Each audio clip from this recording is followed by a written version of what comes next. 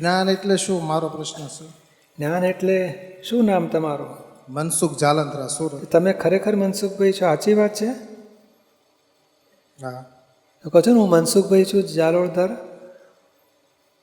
સુરતવાળો છું કહો છો ને? તો સાચી જ વાત છે, પણ વ્યવહારમાં ઓળખવા માટે, જેમ કોઈના પતિ થાવ, કોઈના પુત્ર થાવ, કોઈના પિતા, પણ વ્યવહારમાં.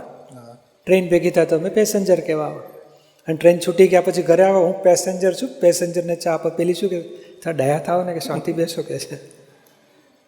તો બોલો તમે પેસેન્જર ખરા કે નહીં? કાયમના પેસેન્જર હો છો? નહીં. એ કાયમના આપણે કોણ છીએ એ જાણવાનું છે. એટલે જ્ઞાન શેનું કે હું પોતે કોણ છું? આજે મનસુખભાઈ હું છું કે મારું નામ મનસુખભાઈ છે? આ દેહ હું છું કે દેહ મારો છે? ને દેહને તમે શું કહો? મારો દેહ કહો કે હું દેહ છું કહીએ? હાથ મારા છે કહીએ કે હું જ હાથ છું? બોલો છો? મારા હાથ છે. હા, મારો કેનારો કોઈ જુદો હોવો જોઈએ ને. જેમ ઘર મારું છે કહીએ તો કેનારો ઘરથી જુદો હોવો જોઈએ કે નહીં? તે ઘર જુદું હોય અને માલિક જુદો હોય. તો દેહને આપણે કહીએ મારો દેહ, મારો પગ બહુ દુખે છે, તો પગ જુદો હોવો જોઈએ મારો કેનારા હુંથી. તે હું આ દેહથી જુદો કઈ રીતે છું? મારું શબ્દ જ્યાં જ્યાં વાપરું છું ત્યાં હું એનો માલિક જુદો હોવો જોઈએ.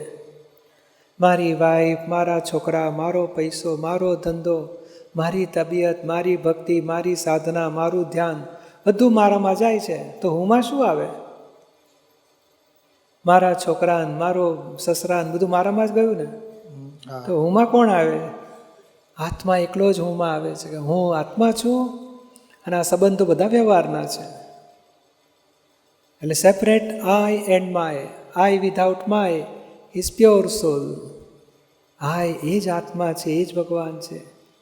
કૃષ્ણ ભગવાને એ જ કીધું હું આત્મા છું, ઓળખ. મહાવીર ભગવાને એ જ કીધું હું એ જ આત્મા, અને ઓળખ.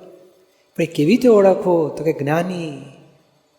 જેમ સોનું, ચાંદી, કોપર બધું દાગીનામાં મિક્સચર હોય ને, શુદ્ધ સોનું છૂટું પાડવું હોય તો શું કરવું પડે? ખૂબ પૂજા કરીએ તો છૂટું પડે? ધ્યાન કરીએ તો છૂટું પડે? નહીં. તો તડકામાં શેકીએ તો છૂટું પડે? એ તો સોનીને સોંપવું પડે. સોની કહેશે તમારું સોનું મૂકી જાઓ, કાલે લઈ જજો. એની પાસે પ્રયોગ છે, જાણકારી છે, સાધન છે, અનુભવી છે. એક કેમિકલોના પ્રોસેસથી સોનું અને બીજું છૂટું પાડી નાખે, ભઠ્ઠીમાં નાખીને પાછું. તો અહીંયા એક જ્ઞાનનો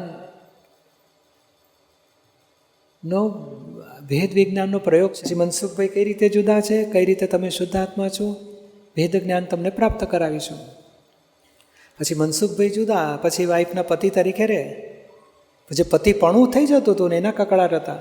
પતિ તરીકે રહેવાનું, પતિપણામાંથી નીકળી જઈશું, આત્માપણામાં આવી જઈશું. એ ઘરમાં ક્લેશ જતો રહેશે. આખી વાઈફ સાથે રહેવાનું, પતિ પત્ની, છોકરા, મા બાપ, સાસુ સસરા, નોકરી ધંધો બધું રહેશે મનસુખભાઈનું. તમને અંદર શુદ્ધાત્માના આનંદમાં રહેવાશે. પછી સમજાયું ને? એ જ્ઞાન પ્રાપ્ત કરો છો કે હું ખરેખર છું કોણ. અને બીજું એટલું જ મહત્વનું જ્ઞાન છે, કરે છે કોણ? આપણું ધાર્યું થાય છે? તે કોણ કરાવતું હશે? એ રહસ્ય જ્ઞાન બધું મળી જશે તમને. સમજાયું ને?